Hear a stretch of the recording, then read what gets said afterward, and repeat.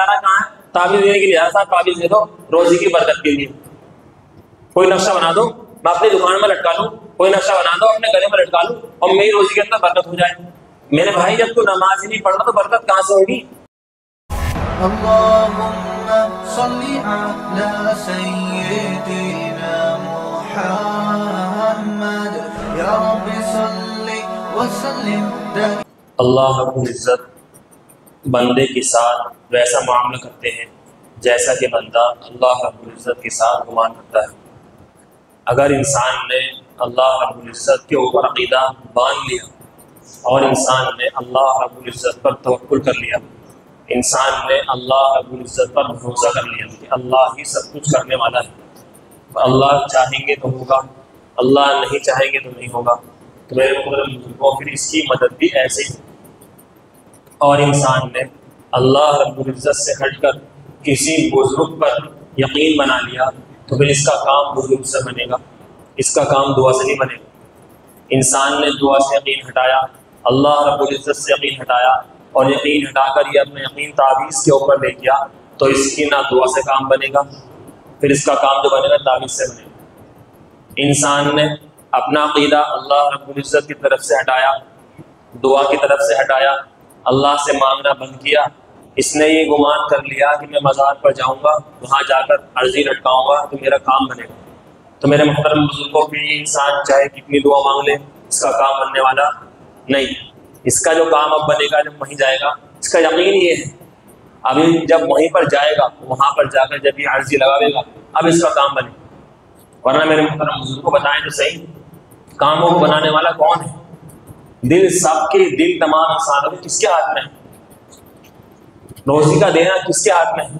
इंसान मेरे मुहतरम बुजुर्गों दुनिया में पैदा नहीं होता, दुनिया के अंदर पैदा होने से पहले अल्लाह रब्बुल इज्जत उसके मुक़द्दर की रोजी तय कर देते हैं कि दुनिया में जाएगा इतनी रोजी खाएगा, इतना अनाज खाएगा, इतने चावल खाएगा, इतना घोट, इतनी कदरे बोल के पानी पिएगा, इतनी हवा जो है ना सांस लेते हैं वो भी लिखे होते हैं। एक सांस भी ना फालतू ले सकता ना कम ले सकता। अल्लाह रब्बुल इज्जत ने सब कुछ तय कर दिया। लेकिन मेरे मुहतरम बुजुर्गों, एक इंसान दुआ मांग रहा है, यहाँ पर दुआ मांगने से काम नहीं बनना। फला साहब के पास गया, ताबीज लाया, इसका काम बन गया। क्यों? मेरे मुहतरम उसके यकीन वही अटका हुआ है कि ये करेंगे। आप ही से औलाद मज़ारों पर जाकर क्या कहते हैं, मैं तो तुमसे औलाद लूंगा। मैं तो औलाद किससे लूंगा? मैं तुमसे ही लूंगा औलाद। हालांकि तुझे किसने पैदा किया? मज़ारों ने पैदा किया तुझे। मेरे मुहतरम बुजुर्गों, ये कहते ना मैं साहब औलाद बंधवा दी, कोख बंधवा दी। आप ये तो बताएं हजरत इब्राहीम अलैहिस्सलाम कौन थे? अल्लाह के नबी थे। औलाद हुई, कितनी उम्र में जाके उनकी औलाद हुई? तकरीबन 86 साल की उम्र थी आपकी जब अल्लाह ने उन्हें औलाद दी। आप लगे रहे दुआ अल्लाह से मांगते रहे। अल्लाह ने जब दुआ कबूल की उस वक्त में औलाद दी जब औलाद की उम्मीद नहीं होती। किससे मांगा? ताबीज पे गए, जाके से ताबीज मांगा कि ताबीज साहब ताबीज दे दो, या खुद वो तो नबी थे ताबीज लटका ले अपने गले के अंदर। कभी किसी रिवायत में नहीं मिलता कि आपने ताबीज लटकाया हो या आप किसी मज़ार पर गए हो। किसी उस वक्त के नबी अंदर जो है नबियों के मज़ारात मौजूद थे। अब तो वली है, वली से ज्यादा बुजुर्ग तो कौन है? नबी है। उनके मज़ारात पे आप गए हो कहीं नहीं, अल्लाह रब्बुल इज्जत से मांगते हैं। मेरे मुहतरम बुजुर्गों, आप ये अंदाजा लगाएं, अगर अल्लाह रब्बुल इज्जत किसी को औलाद ना देना चाहे तो किसी में ताकत है औलाद दे दे? बताओ, किसी में ताकत? मतलब अल्लाह तो औलाद देना नहीं चाह रहे और ये ताबीज वाला कह रहा है कि औलाद हो जाएगी, इतने दिन के अंदर आपके बच्चे हो जाए ये, और हमने यकीन इसके ऊपर बना लिया मतलब अल्लाह से। तो ये इसको तो हमने अल्लाह रब्बुल इज्जत से ज्यादा दर्जा दे दिया। इंसान अल्लाह से औलाद ना मांग के और ताबीज वालों के पास जाता है, मज़ारों को औलाद मांगने जा रहा है, तो इसमें तो अल्लाह रब्बुल इज्जत की तो हैसियत ही नहीं रही इस निगाह में, उनकी हैसियत ज्यादा हो गई। बताओ, ये फेंकने वाली बात है नहीं है? ये लंबी लंबी तो फेंक रहा है कि औलाद हो जाएगी, ये हो जाएगा, वो हो जाएगा। मेरे मुहतरम बुजुर्गों, आज जैसे हो ना ताबीज वाले, आपके जहन में ये ना हो कि भाई ये बहुत बुजुर्ग है, नॉर्मली इंसान है, आप उनके पास जाकर बैठ जाओ, आधा घंटा आप बैठोगे, आपको मालूम हो जाए कितनी लंबी लंबी फेंक रहा है, आप हंसोगे बैठ के वहां पे। ईरान तुरान की हावी शुरू कर देंगे। इनकी मिसाल ऐसी जैसे वो था ना, एक आदमी था उसकी आंखों में फर्क था, उसको किसी खातून ने, किसी लड़की ने कह दिया कि भाई तुम्हारी आंखें तो फला हीरो के अंदर मिलती है, तुम्हारी आंखें फला हीरो मिलती है। अब उस आप आजमा गया और हीरो मिली जाती। जाकर अपने दोस्त के पास गया, दोस्तों से जाकर कहा कि भाई फला फला ने ऐसे ऐसे कहा कि मेरी आंखें जो है फला हीरो मिलती है, जरा मेरी आंखों में आंखें डाल के देख, मिलती है नहीं मिलती। उसने आंखों में आंखें डाल कर कहा कि अब ये तो आपस में नहीं मिलती, ये तो ऐसे थी उसकी आंखें, भाई आपस में नहीं मिलती, हीरो में क्या मिलेंगी जाके। तो इनकी मिसाल ऐसी है, ऐसी लंबी लंबी आंखें इनके पास।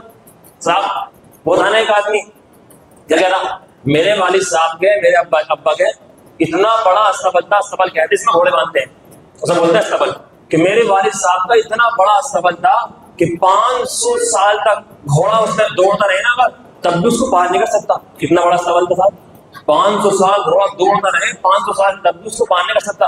अब दूसरा वाले ने कहा बड़ी लंबी फेंक रहा, वो उससे ही बड़ा वाला था। उसने कहा मेरे दादा के पास ऐसी छड़ी थी, बैठे बैठे चांद सितारों की सेटिंग करते थे। कोई सितारा घर हो गया ना, छड़ी से घुमा दी, वो कर दिया सेट। और कहने लगा अच्छा भाई इतनी लंबी तो मत फेंके। जब तेरे दादा के पास इतनी लंबी छड़ी थी कि चांद सितारों की सेटिंग करते थे, वो रखते कहां तक छड़ी को है, कहा गया तेरे दादा के सबल में, उनके बाद भी ऐसे बड़ा सबल का भाई रखते थे छड़ी को से। तो मेरे मोहतरम बुजुर्ग ऐसी इनकी मिसालें। इसलिए मेरे भाई मैंने पहले का अर्ज किया था, देखो इन हजरात के चक्कर में बिल्कुल भी नहीं पढ़ना चाहिए। अल्लाह रब्बुल इज्जत ने हम सबको मेरे भाई कुरान पाक दिया है, अल्लाह ने हम सबको कुरान पाक की दौलत दी है। अब एक इंसान है उसे बहुत ज्यादा ये कहते ना मुझे हसद, लोग हासिद हैं, उसके हासिद ज्यादा है, लोग उससे बहुत हसद करते हैं। तो उससे अब लोग हसद करते हैं तो उसका अमल इलाज ये नहीं है कि आप हसद का तावीज लेने चलिए, आप तावीज दे दो, लोग मुझसे हसद करते हैं, मेरे कोई गड्ढा बना दो, और लोग जो ताकि मुझसे जलना बंद करते, नहीं। उसका इलाज ये है, जिस इंसान से लोग हसद करते हैं उसका इलाज ये है कि सुबह शाम एक एक तस्बीह कुल अऊज़ु बिरब्बिल फलक की पढ़े। लोग चाहे उस जो इंसान ये तस्बीह पढ़ेगा, चाहे उससे लोग कितना भी हसद करते हो, उसको कोई असर नहीं पड़ेगा। कुरान पाक मेरे मुहतरम बुजुर्गों आया इसलिए है ताकि हमारी परेशानियां खत्म करें। कुरान पाक इसीलिए है ताकि हम टेंशन फ्री हो। कुरान पाक इसीलिए है ताकि हम अल्लाह रब्बुल इज्जत से जुड़े। कुरान पाक इसीलिए है ताकि लोगों से हम हट जाएं, ताकि हम मज़ार से कटकर कुरान का आए, ताबीज़ से हटकर कुरान पाक का आए। मेरे मुहतरम बुजुर्गों हम तो अमल करते तो नहीं है। इंसान देखे नमाज पढ़ने को तैयार नहीं है और कहता साहब मेरा काम नहीं चल रहा, बस जुमे की नमाज पढ़ता है, हमें पढ़ ली तो, वरना जुमे की भी खत्म है, जा रहा कहाँ है, ताबीज़ देने के लिए साहब ताबीज़ दे दो रोजी की बरकत के लिए, कोई नक्शा बना दो मैं अपनी दुकान में लटका लूँ, कोई नक्शा बना दो अपने गले में लटका लूँ और मेरी रोजी के अंदर बरकत हो जाए। मेरे भाई जब तू नमाज ही नहीं पढ़ना तो बरकत कहाँ से होगी? रोजी की बरकत तो फजर की नमाज के अंदर है। और फजर की नमाज कहाँ पढ़ रहे हैं? बिस्तर पे पड़े पड़े। जो इंसान फजर की देखे हदीस शरीफ के अंदर है, जो इंसान सुबह को उठकर बाजार जाता है उसके हाथ में शैतान का झंडा होता है, और जो इंसान सुबह को उठकर मस्जिद आता है उसके हाथ में ईमान का झंडा होता है। अब बताओ बरकत कहाँ मिलेगी? हाथ में झंडा किसका? हमारे शैतान का झंडा लेकर हम घूम रहे, कह रहे हैं बरकत, तो कैसे बरकत होगी? मेरे मोहतरम बुजुर्गों अमल से जिंदगी बनती है। हम अपनी जिंदगी के अंदर अमल पैदा करें, हमारी टेंशन भी खत्म होनी शुरू होंगी, हमारे काम बनने भी शुरू होंगे। और मेरे मोहतरम बुजुर्गों मोमिन तो दुनिया के अंदर जैसे मछली होती है ना, ऐसी मोमिन है। मेरे मोहतरम बुजुर्गों ईमान वाले के लिए क्या है दुनिया? बैल खाना है, बैल खाना। हम अमल करते रहे और अमल करते करते हम इस दुनिया से चले जाएं, ये हमारा काम है। लेकिन मेरे भाई अगर हम अमल ना करें, अमल को छोड़कर और चीजों पर यकीन कर लें, तो मेरे मोहतरम बुजुर्गों एक तो हमारी जिंदगी में अमल नहीं है, और समझो कि हमने अपना अकीदा को खराब कर दिया, हमने अपने ईमान को भी बिगाड़ लिया। जो इंसान कुल अऊज़ु बिरब्बिन नास की सूरत है, जिन्नात से भी हिफाजत, जो इंसान ये चाहता हो कि होता ना किसी के दिल के अंदर निफाक भरा हुआ है, अल्लाह रब्बुल इज्जत पर यकीन नहीं, इस्लाम में दीन में शक पैदा होना बार बार, जिस इंसान के ज़हन गुमान में बार बार दीन के ताल्लुक से, रसूल के ताल्लुक से, इस्लाम के ताल्लुक से, अल्लाह रब्बुल इज्जत के ताल्लुक से बार बार शक हो, बुरे ख्यालात आए, उस इंसान को चाहिए कुल हुवल्लाहु अहद की सूरत की कसरत करे, खूब कुल हुवल्लाहु अहद की सूरत पढ़े। उसकी बरकत ये है मेरे मोहतरम बुजुर्गों, अल्लाह रब्बुल इज्जत इसके दिल को पाक साफ कर। किसी इंसान के ऊपर जिन्नात का असर है, उसे चाहिए कुल अऊज़ु बिरब्बिन नास की सूरत कसरत करे, उसको खूब पढ़े। वरना मेरे मोहतरम बुजुर्गों सबसे बेहतरीन चीज ये है, रोजाना फजर की नमाज के बाद इंसान तीनों सूरत पढ़े, या दो पढ़ ले, कुल अऊज़ु बिरब्बिल फलक और कुल अऊज़ु बिरब्बिन नास। फजर की नमाज के बाद पढ़ ले और मगरिब की नमाज के बाद पढ़ ले, या फजर की नमाज के बाद पढ़ ले और रात को सोते वक्त पढ़ ले। दोनों सूरतें 3-3 बार आप पढ़े, हथेली पर दम करें, उसे अपने चेहरे पर, अपने सारे जिस्म पर फेर ले, या पढ़कर अपने ऊपर दम कर ले, फूंक मार ले।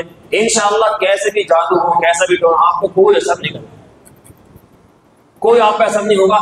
चाहे लोग आपके खिलाफ कितने ही ताबीज करते रहे, चाहे लोग कितने भी कुछ करते रहे, आप पे असर होने वाला नहीं है। मेरे मोहतरम बुजुर्गों, कुरान पाक से बढ़कर किसी की ताकत नहीं, कुरान पाक से बढ़कर कोई ताबीज वाला नहीं, कुरान पाक से बढ़कर अमल किसी ताबीज वाले का नहीं हो सकता। सबसे बड़ी ताकत कुरान पाक।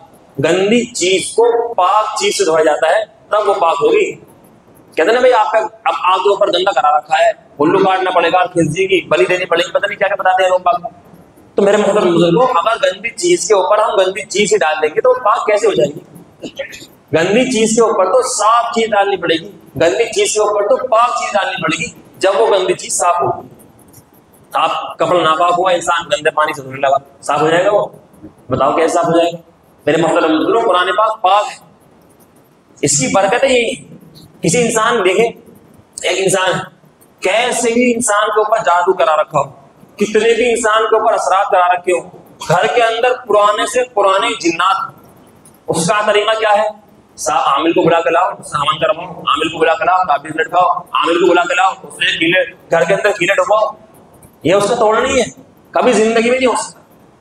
और ये जो ताबीज देते हैं ना, ये लटका लो, कभी जिंदगी में आपको नजर ही नहीं लेगी, ऐसा कुछ भी नहीं है भाई। एक बताते थे कराने खाए, कभी नजर ही नहीं लगी थी।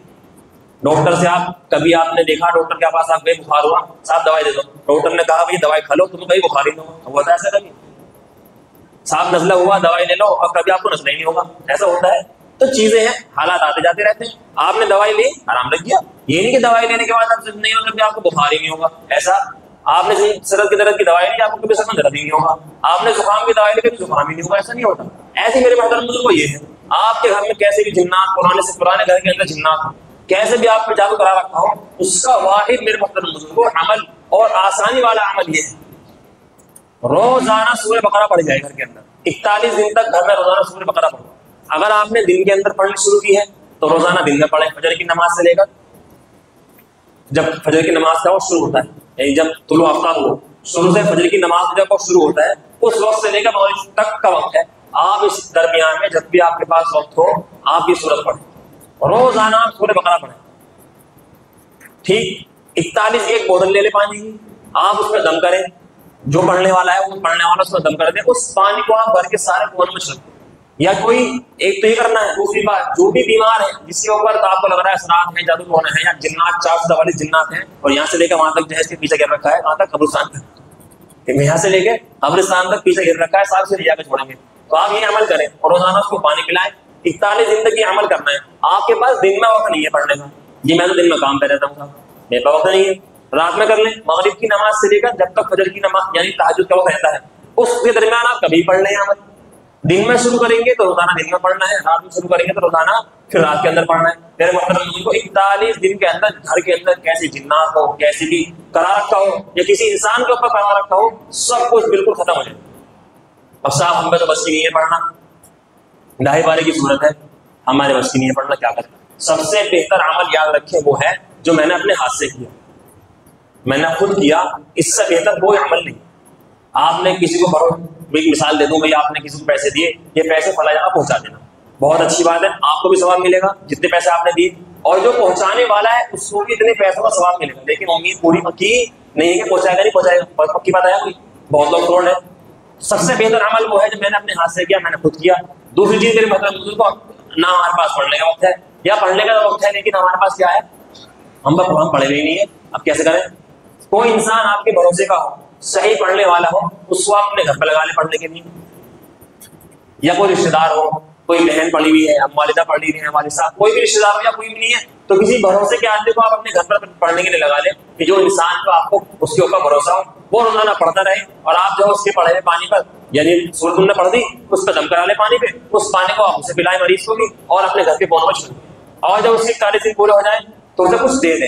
ये नहीं कि कुरान पढ़ने के पैसे ले, क्या कहते लोग, कुरान पढ़ा है तो पैसे पैसे तू पढ़ते जाकर घर पे सीधा, वो 41 दिन तुम्हारे यहाँ पढ़ना आया है, क्या कहते जवाब में साहब? बच्चों को ट्यूशन पढ़ाने घर पे जाओ, क्या कहते साहब? मैं पढ़ाने के पैसे ले, तू आजा हमारे घर पढ़ाने फ्री में, है दिन है कोई तो है वाली बात का। वो जो आ रहा है ना वो पढ़ने के पैसे नहीं ले रहा। 41 दिन घर पे जाना और रोजाना पढ़ना 2.5 बार कोई मामूली बात है। और क्या कहते हैं पैसे देने का नंबर आता है, जब कुछ देने का नंबर तय तो ना करे, तय करना जायज नहीं है।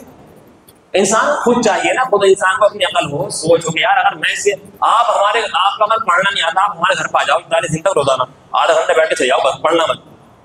फिर हम आपसे कह देंगे काय बात के पैसे। तो इसलिए मेरे मतलब उससे कुछ दे दे। सबसे बेहतर अमल फिर वही है, क्या है सबसे बेहतर अमल? इंसान खुद अमल करे। दूसरी चीज, अब देखे भाई पिछले जुमे भी मैंने बयान किया ताबिज के ऊपर। अब मसला क्या है, मैं साफ कहता हूं भाई हम किसी को नहीं कह रहे, हम किसी को नहीं कह रहे। अल्लाह ने तो मान दी, एक मुंह सुनो दूसरे मुंह निकाल दो। किसी को लग रहा ना हमें क्या, एक मुंह सुनो दूसरे मुंह निकाल दो। ताबिज के ऊपर बयान कर दो, साफ ताबिज वाला आता है। तो यार इमाम साहब तुमने ताबिज के ऊपर बयान कर दिया, अब के जुमे ताबिज के ऊपर बयान मत करना। जिना के ऊपर बयान कर दो तो जिना वाला आता है। इमाम साहब तुम्हें क्या फर्क, तुम्हें क्या मसला हो रहा है? अच्छा जी साहब चोरी के ऊपर बयान कर, तो चोर आगे इलझने लगे इमाम साहब से, इमाम साहब तुम्हारा चोर आ रहा है, तुम्हारा लेके जा रहा है कुछ, चोरी के ऊपर क्यों बयान कर रहा हो? बस तो किस पर बयान करे? बस चोरी मत करना, बाकी सीधी करो। ब्याज के ऊपर बयान कर तो ब्याज वाला कहेगा इमाम साहब तुमने ब्याज के ऊपर बयान कर दिया।